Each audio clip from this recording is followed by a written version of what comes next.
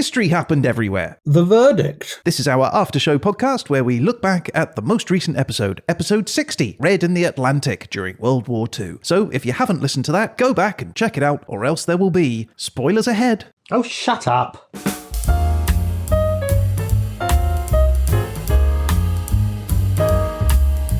Hello, my name is Ryan Weir, and I am here in the HHE studio with the Rear Admiral to my leading hand. It's Mr. Peter Goddard. You keep your leading hands off me, sirrah. And we're joined as ever by the darkly despotic dynamo of dirge. It's the judge himself. It's Mr. Paul Dersley. Good evening. Now, Peter. Ryan. I've received an email this week from a listener saying that they were too busy doing the laundry, and so they missed out on a lot of what you spoke about. So they were wondering if perhaps you might recap here on the verdict. I think I could do that. When would you like me to do that? Well, perhaps like just a 60-second summary. 60 seconds, okay. Yeah, could you do that like now? Yes, we took a dive with the German U-boats which stalked the Atlantic during World War II, looking to sink shipping and deprive Britain of the food and resources it needed to survive. We learned about the Athenia, a passenger liner controversially sunk in the opening hours of the war, the Laconia, which fell victim to a U-boat, which then itself came under attack whilst it was flying the Red Cross and tried to help the survivors, and HMS Bulldog, whose crew boarded an abandoned sub only to find it packed with very useful code books and a free Enigma machine. We also sampled a drop of Nelson's blood in the form of Navy rum and discovered the fascinating Canadian bar that was born out of the war in the Atlantic, known as the Crow's Nest.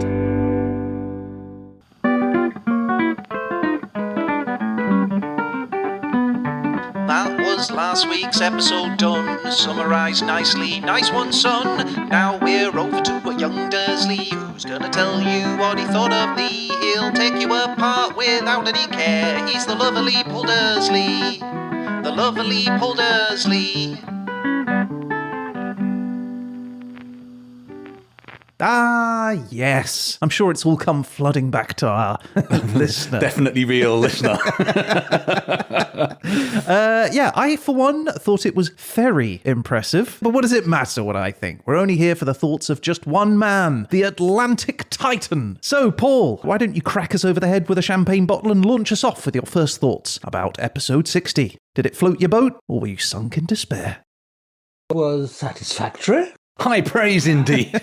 How much of it was new to you? Very little. Are you a war fan? Well, not fan, that's probably not the right word. Do you have a keen interest in history of the war? I know a little bit about the Battle of the Atlantic, yes. And I have to say there wasn't really anything that I didn't know about. Yeah, it does beg the question, doesn't it? What constitutes a battle? Because when you think of a battle, you think of two ranks of guys about to run at each other with spears or whatever they might be carrying, or, you know, an ongoing active conflict. But, you know, most of the Battle of the Atlantic was kind of ships driving back and forth looking for each other, which isn't quite how you think of a battle, is it? Hide and go seek. Yeah, exactly. Well, it's a bit different. It's a bit different, to, I guess, to a land battle, isn't it? There wasn't a decisive winner until the war ended, really. Yeah, you didn't just have two ranks of sides. It was almost a aquatic guerrilla warfare, wasn't it? People popping up, striking and disappearing again. Well, yes, it was, because it certainly was swinging one way and then the other and then back again and then back again. A lot of it was to do, of course, with, you know, whether we were in on the codes or not at that time. Seems like the codes were pretty important to the battle. Well, I'm glad you raised that, actually, because we had an email from Margaret Morris, who we had on the show. Oh, Margaret. Margaret got back to us, and she expanded a little on my tale of the HMS Bulldog. If you recall, it was the U-110, which had the Enigma machine, and she's given us a bit more clarification, actually, for a couple of reasons. What she said is that actually the credit was that they got the first complete Enigma machine. So I had said it didn't really matter because they had Enigma machines, but they'd only previously had parts of Enigma machines that they had to presumably put back together at some point. But they get the whole Enigma machine, and this was one of the first things. So actually, perhaps the machine was more useful than I gave it credit for. Yeah, because the Enigma machine had, although it only had 3, although I think the naval Enigma had 4 rotors, they were taken from a stash of, I don't know, 16 or 20, and I'm not sure we ever had all of the rotors. And the other thing that Margaret told me was that I mentioned the HMS Bulldog, but there was also a ship called the Broadway there as well. And Broadway is one of the subs. Do you remember we talked about gun shield art in the Crow's Nest, where they have like a panel and the ships draw their logo, or the Wet Ass Queen was the example we gave. Well, the Broadway have a piece of gun shield art in the Crow's Nest, and it's why do these people wear gum shields? I don't understand. Gun shield, you doofus. That sounds like a Ryan joke. That is a cruel thing to say.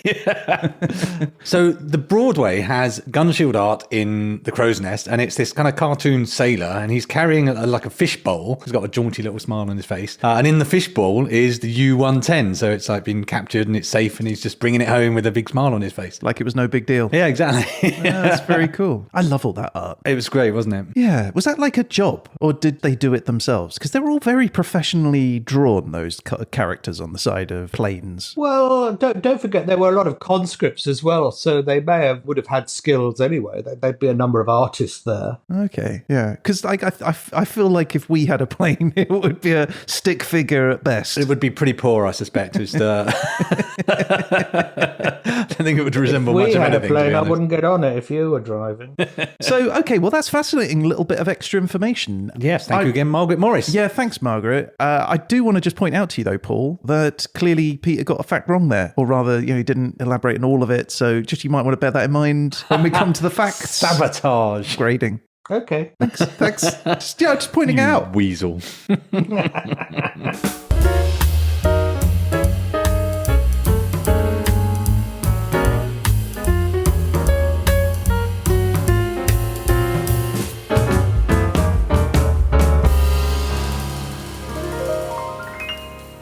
Can I tell you about the Atlantic? Because I feel that we missed out on some Atlantic facts! I did, funnily enough, in the interest of time, I did have some Atlantic facts that I didn't share. But if you sound like you've got some.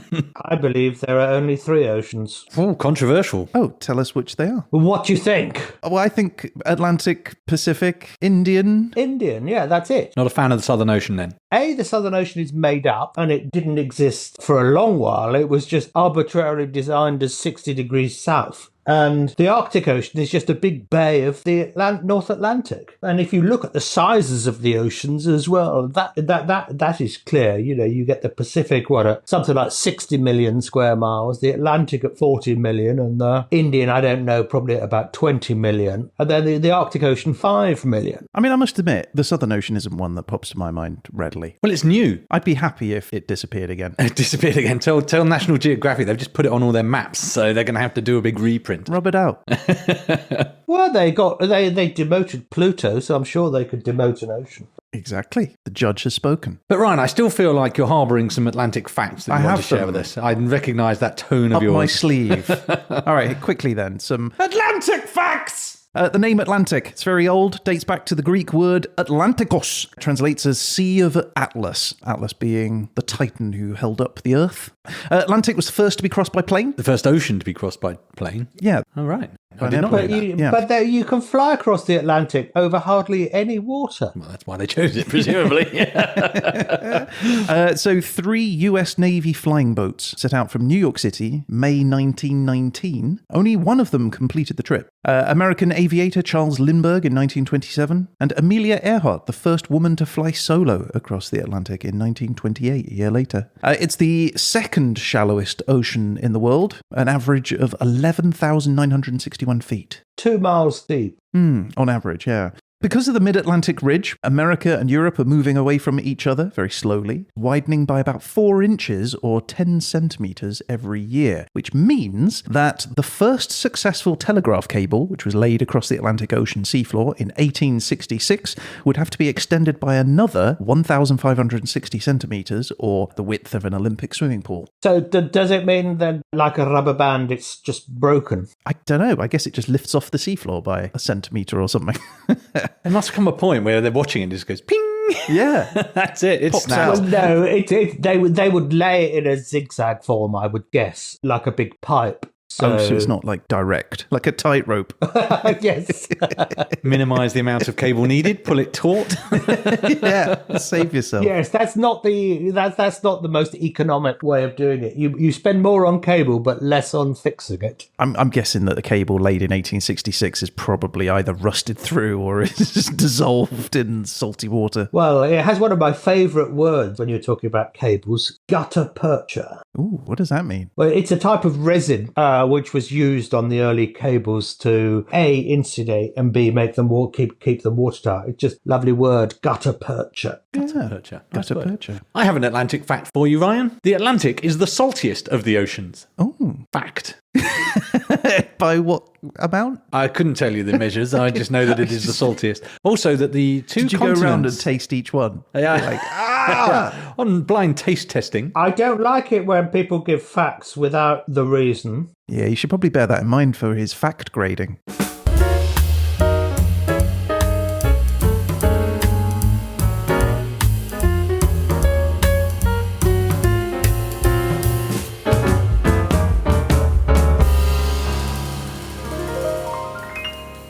So, one of the things I wanted to talk about last time, Ryan, but couldn't because it was entirely relevant to the time, place and topic, was the Sargasso Sea. Oh, yeah. You know, we were talking about the difficulty of saying when an ocean or sea begins or ends and how it's easy when there's a bit of land, but it's harder if it's just a current. Don't you just use the United Nations book limits of oceans and seas? That's what I do. Which tells you. No. Do you not do that? I'm not a Pete? subscriber. I didn't realise that was something that was available to me. So I've just foolishly been looking at the currents and such. And it is indeed by currents that sometimes you find a boundary between a sea or an ocean. And entirely within the Atlantic Ocean, there is the Sargasso Sea. So this is a sea in an ocean. It has no land boundary at all. It's just bounded by currents. It's named after sargassum, which is a kind of seaweed that you find in the Sargasso Sea. And it forms these big floating mats that turtles and things use to live on and hatch their eggs and whatnot.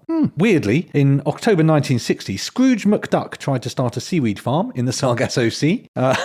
Wait, what? Yeah, I know. Did I just fall asleep? What did you just say? No, Scrooge McDuck in 1960, in a comic, attempted to start a seaweed farm in the Sargasso Sea. Harvesting the sargassum, I suppose. Or smoking it. But it is also, weirdly, the birthplace of eels. For a long, long time, nobody knew where eels came from. And in the early 19th century, they found that the southern Sargasso Sea is the spawning ground for both European and American eels. And they both migrate. The Europeans travel about 5,000 kilometres, and the Americans ones travel out 2,000 kilometres to get to their respective land masses. Wait.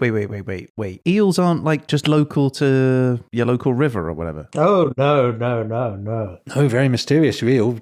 It was very unclear how they reproduced for a very long time. For real? This is real. So they migrate all the way from the Sargasso Sea. The Sargasso Sea. Yeah. So they're Sargassan. They're all sargassans. All eels, or at least the American and European, are sargassans. Oh. That's interesting from the point of view of today. I read an article about they actually electronically tracked an eel back to the Sargasso Sea. Oh, really? There you go. Proof. Positive that I know what I'm talking That's about. fascinating. That is a good fact. And quite often it's one of those things almost like salmon as well. They'll come back to the same river that their parents used to go in. How did they do that? Maps. Yeah, they've all got little tiny GPS. little mobile phones under their fin.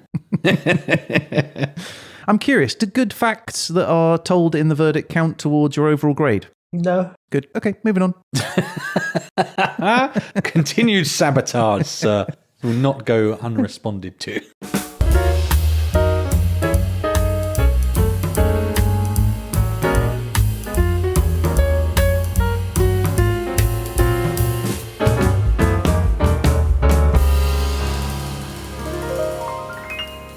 All right, I've got one word for you. Donuts. Donitz. Admiral Donitz. He was, as you said, he was the Führer. He was the Führer, yeah, for like a couple of days.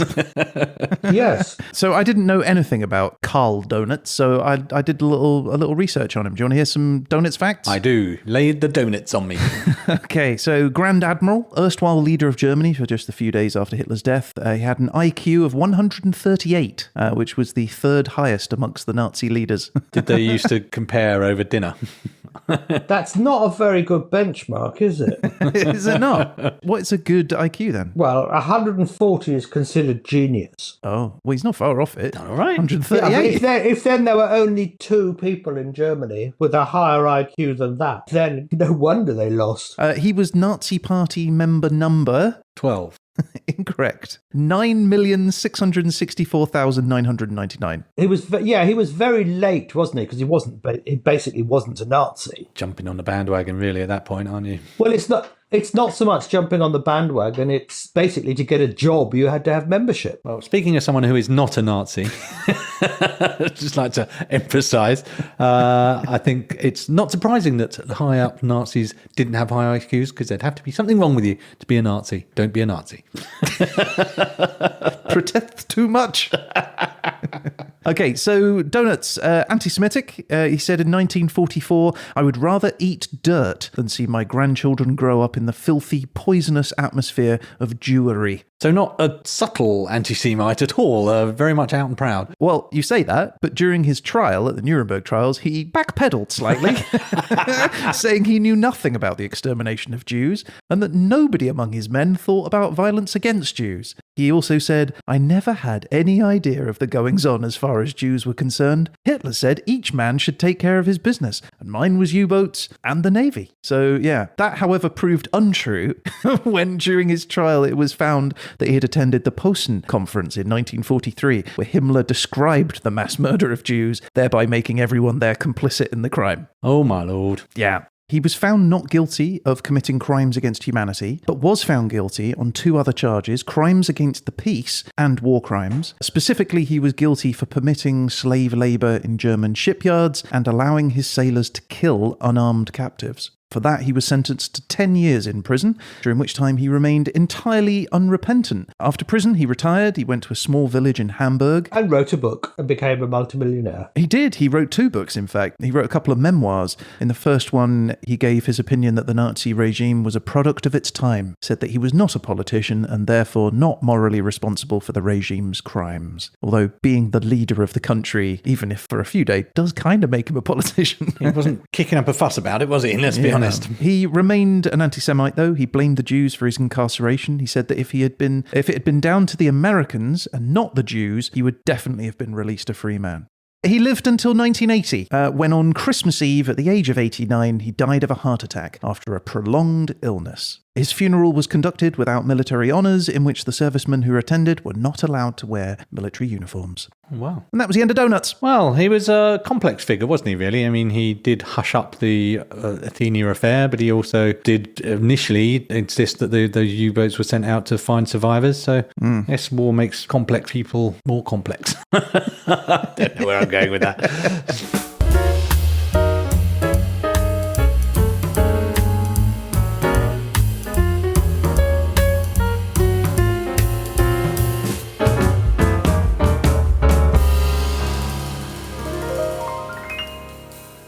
Can I talk about U-boats for a second? You could talk about U-boats. So the first German submarines built in 1914, called Unterseeboot. What could that possibly translate as?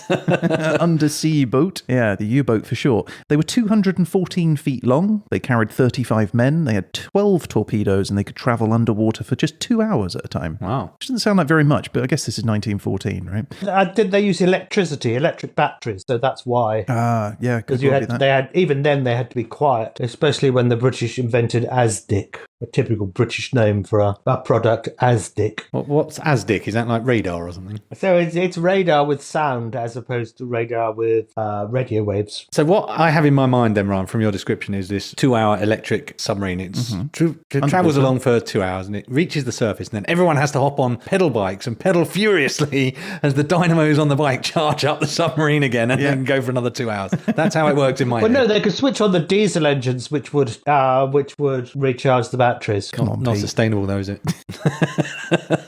It's better than the solar panels.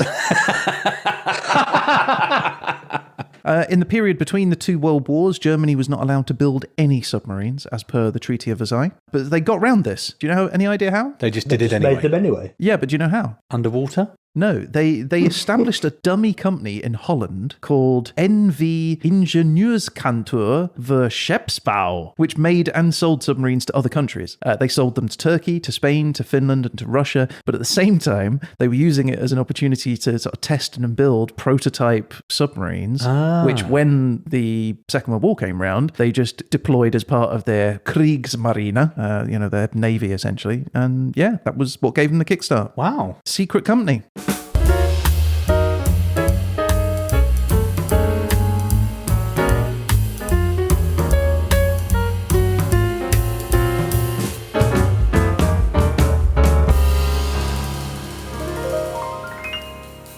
But talking of ending up in the drink, Pete, I wanted to thank you for the grog that you brought. Oh, well, there's absolutely no problem at all. Oh, Mr. Dersley, on the subject of trying to counter Ryan's sabotage, did you receive your gift? Oh, yes, I did. I'm used to now receiving liquid emoluments in the post.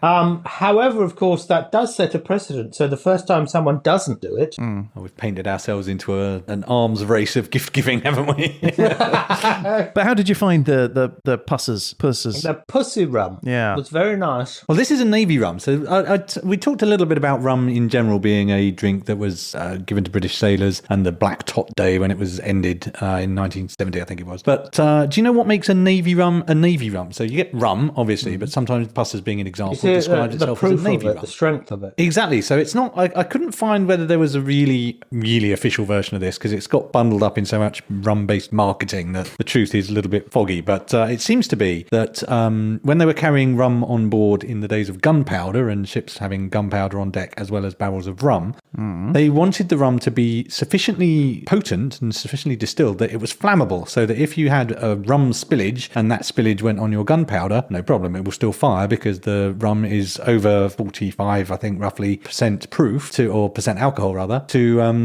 mean it wouldn't matter. So if you drink a load of beer in your gunpowder, your guns are useless. But if you drop your rum on it and it's Navy rum because it has to be past this threshold, no problem, you can fire your cannons. Yeah, just keep your rum and your gunpowder separate on different parts of the ship. Yeah, I think it's hard when there's cannibals flying through your ship at any given time. So I think there are risks to it.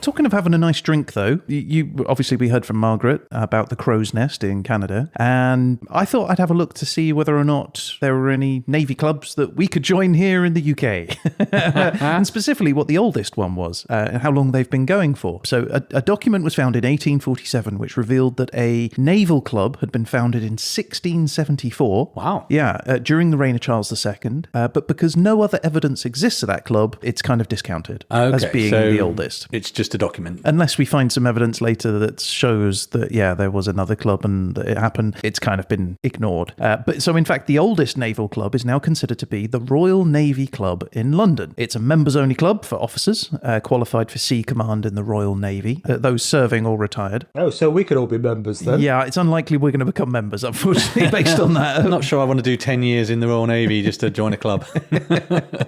Yeah, and it traces the origins of two separate clubs. One was formed in 1765 and the other one was joined in 1785, and then those two joined together in 1889. The first club, called the Navy Society, started in 1765. The first entry in the committee minutes book reads, "At a meeting at Captain Keith's on Monday the 4th of February 1765, it was resolved by the under-mentioned gentlemen to set foot on a society of their brother officers at the St. Albans Tavern on this day 7 night." Right, so the 8 captains present are listed as Captains George Tonyan, Sir John Strachan, John Carter Allen, Basil Keith, Michael Clements, John Littoral, Richard Onslow, and Hyde Parker Jr. Right? Some of those were made up, I'm certain. Yeah. John Littoral in particular.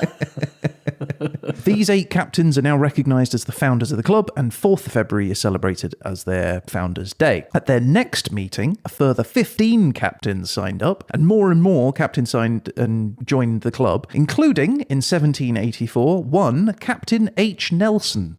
Any Horatio. idea? Horatio, indeed, yeah.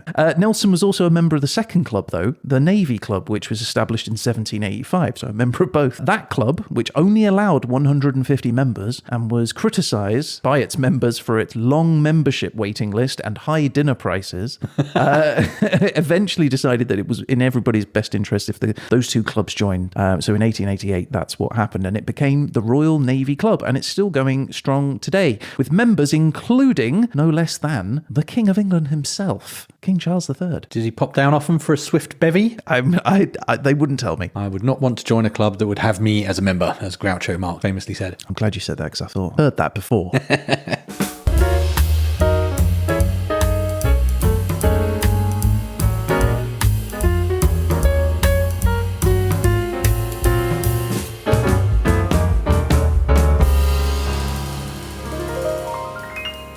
And so, Peter, we have come to the end of the line. It's time to step into the dock and prepare to face the people's judge. Judge Dersley, are you ready to give your verdict? Yes, I am. Then please will the defendant rise. Your Honour, as usual, may we start proceedings by first asking for your verdict on factual content. Packed with facts it was. Shut up, you.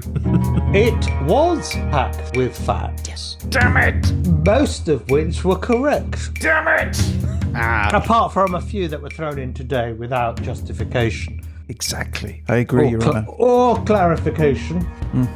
Yeah, I would say it's probably an E grade then. I mean, if I had to offer one. I don't think you have to, though, do you? I think we should let the judge do his business. Nobody ever gets an E grade. Yeah, except last week when I did. So, there's that. Well, Okay, so... you deserved it. Okay, so Your Honour, may we have your grade for factual content? Okay, I will give a B minus. A B minus. Fucking start. Dang it, that's pretty good. Okay, Your Honour, then I'll ask for your verdict on entertainment value. How entertained were you? I mean, I seem to remember you saying you knew all of this, so probably not very entertained. I remember you saying how hilarious you enjoyed you found the sketches.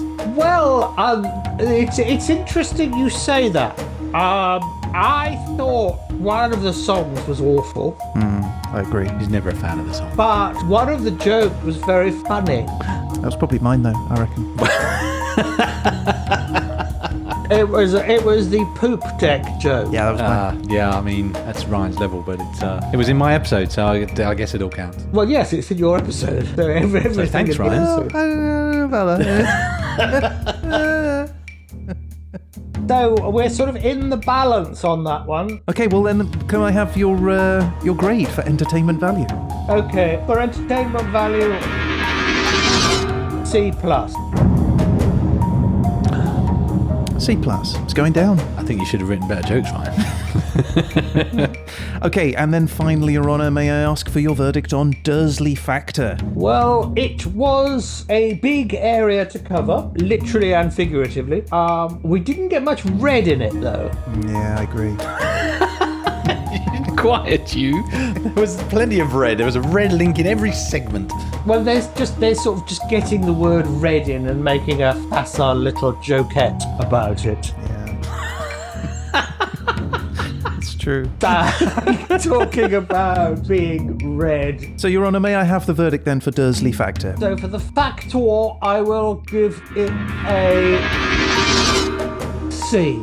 Solid C, because it's the Atlantic Sea. Been a bit robbed there. It's not the Atlantic Sea. Could be an Atlantic A.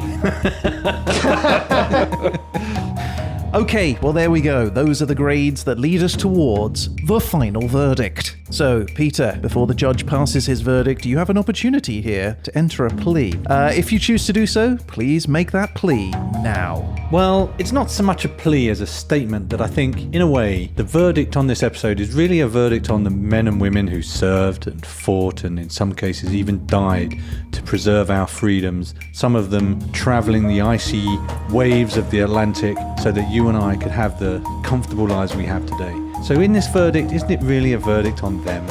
That was shameful.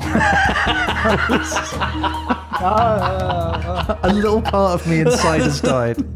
A little part of you is like, why didn't I think of that?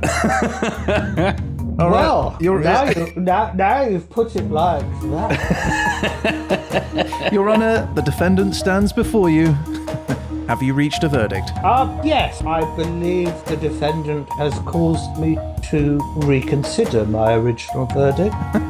In which case, I would ask most respectfully then for your ruling. I think, taking all things into account and the rather nice rum that I received, I shall give Peter A minus. Yes! We are sailing. Shut up! We are... Did that after the verdict came in. Are we going to take any points off for him singing there, Your Honour? No, we're not. Damn it!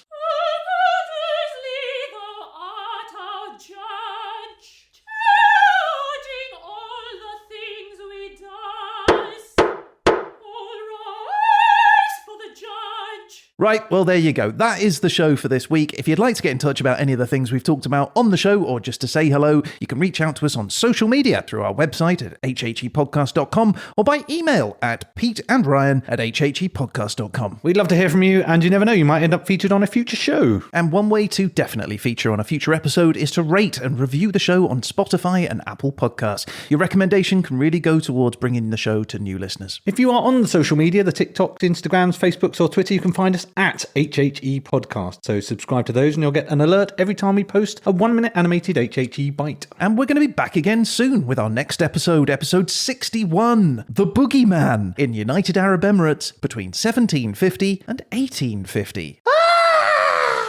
Spooky.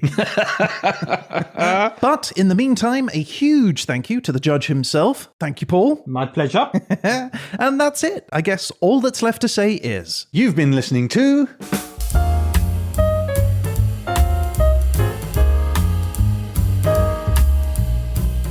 So, yeah, one thing is you put that bloody We Are Sailing song in, which is, I believe the current phrase is earworm, which I have been singing to myself for the last few days. It's really quite annoying.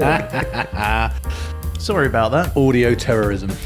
I thought it was going to... I for sure thought it was going to be the What Should We Do with a Drunken Sailor one that would get in everybody's ears. Because it just gets repeated again and again and again. It does, No, doesn't it? We Are Sailing is the one that definitely stuck with me for the past week as I well. had the same problem, I must admit.